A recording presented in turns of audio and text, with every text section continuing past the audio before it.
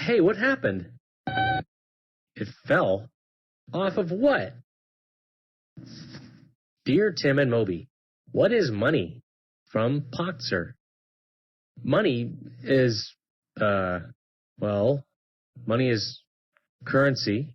You can buy stuff with it. This is harder than I thought. Oh, right. Once upon a time, people lived off the land. We ate what we could find or grow. Greetings, neighbor. Barter or trade was one of the earliest transactions on Earth. The idea is pretty simple. One person may have plenty of cows, but no grain. Another person has grain to spare, but no milk. Hey, I sure could use some of that there grain. Let's say we trade this here cow for one of your sacks. Markets let people trade on a larger scale. But deciding, say, exactly how many chickens equals a cow is a problem. And if your cow is worth 10 chickens, but you only need 5, then you're stuck.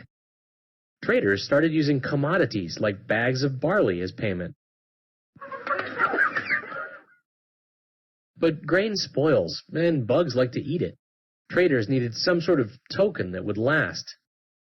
These cowrie shells were used as currency in Central Asia and Africa. In places far from the ocean, the shells were valuable because they were exotic, not to mention small and durable. Each part of the world developed its own preferred currency, like shell and bead necklaces, seeds, feathers, and salt. But feathers and seeds blow away, and salt is ruined by moisture. We needed something small, valuable, and long-lasting. Precious metals like gold and silver had value all over the world. They were traded in pieces, and their value was determined by weight.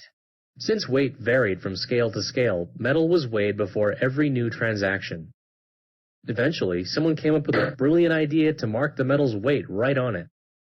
We still use a version of these coins today. Coins aren't always practical for big payments. They're heavy, and the people in line behind you get really annoyed. Paper money was invented to solve that problem. Originally, every note of paper money in the U.S. represented a quantity of gold held by the United States. We still use coins for small payments, and some people even barter now and again. Sure, I'll lend you my bike, if you take out the trash for the next 3 weeks. Okay, 2 weeks. Okay, just this week, but that's my final offer. We use money to pay for goods, like food and clothing, and services, like public transportation and entertainment. Which brings me to an important point. Our currency has value because all of us agree that it does. Unlike animals, bags of grain, or gold nuggets, paper money doesn't have any other value except as currency. So if everyone on Earth suddenly decided paper money wasn't worth anything, we'd be left with a whole lot of odd-sized paper pieces floating around. But for now, our system of money seems to work just fine. Well, it's just that I've been putting half my allowance in that pig since I was 8 years old.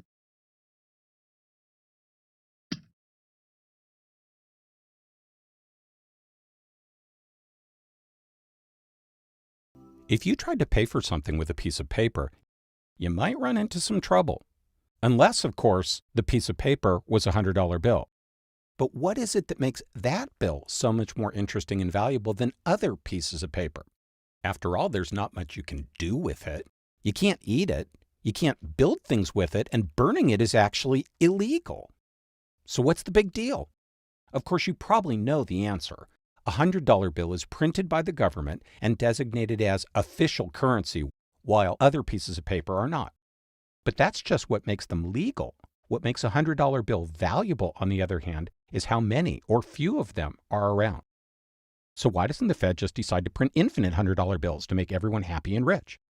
Well, because then the bills wouldn't be worth anything.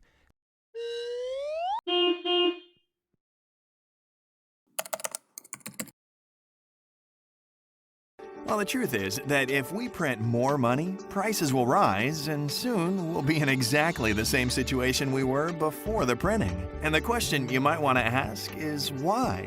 So let's try to answer it. Now, imagine that one day the government of the United States decides to make their people very happy by printing more money, raising the wages and all the other possible payouts, and even supplying every man, woman, and child a bag full of money. Now, this sounds pretty much like a heaven, right? At least at the beginning. Now, let's try to find out what are people going to do with their money. Well, some of that money will sure be saved or invested, but let ourselves to be pretty much clear. Most of it will be spent. Yeah, it will. And the first thing I would do is go down to Walmart and grab the latest iPad. But guess what? I'm not the only one who runs out to buy an iPad, and this causes some problems for Walmart. Why do they have to keep their prices the same if they don't have enough iPads to sell for everyone? My brother, my brother's friends, and hundreds and thousands of other brothers, sisters, and friends also want to have an iPad. So, Walmart will raise the price and we'll have a massive inflation. What does that mean? It means that our money will be worth less. In other words, if earlier you had 1,000 USD in your pocket and you could buy an iPad for them, now you have 2,000 USD in your pocket, but after Walmart raised the price, iPad doesn't cost 1,000 USD anymore. Now it costs 2,000 USD. So, if earlier you could buy a whole iPad for you 1,000 USD, at the moment you can only buy a half of the iPad. Your money are not as valuable as they were before. And by the way, would be interesting to buy a half of an iPad, wouldn't it? Now, if you don't believe that Walmart will raise the price, imagine yourself being a director of a Walmart. Many people come to buy iPads, and you have less and less of them. You're ordering new ones to meet the demand, but demand is growing. More people want iPads. You are not producing them, just selling. So you go to talk with producers to get more iPads. But if you want to get more iPads, they must produce more of them. And to produce more of them, they need more material, more people to do the job. Material costs, people have to be paid, and producers are not going to give you iPads for free. If they need more money to produce them, they will definitely ask more money from you to buy them. And are you going to sell the iPads you paid more for free? You paid more for the producers. You will ask to pay more for the customers. And well, that's not all. There will definitely be a lot of guys shouting to you that they could pay more for your iPad because they have a lot of money and just want to get their dream gadget faster. Now, consider all these factors. Are you going to raise the price?